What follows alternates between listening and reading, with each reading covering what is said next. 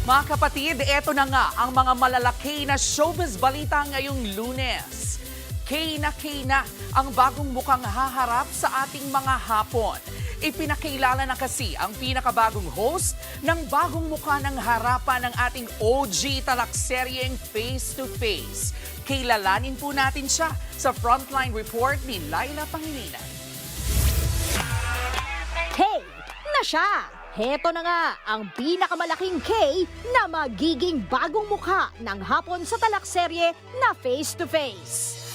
Ang bagong host na si Corina Sanchez. Magkakaharapan na. Ikaw, may mukha ka bang ihaharap? Oh yes, Madam K! Makakasama naman niya sa bagong mukha ng harapan si Donita Knows.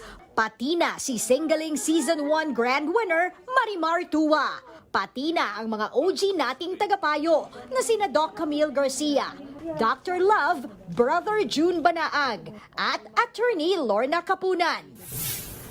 Magkakaharapan na sa pinakamalaki na makeover ng taon simula sa November 11, Mondays to Fridays sa TV5.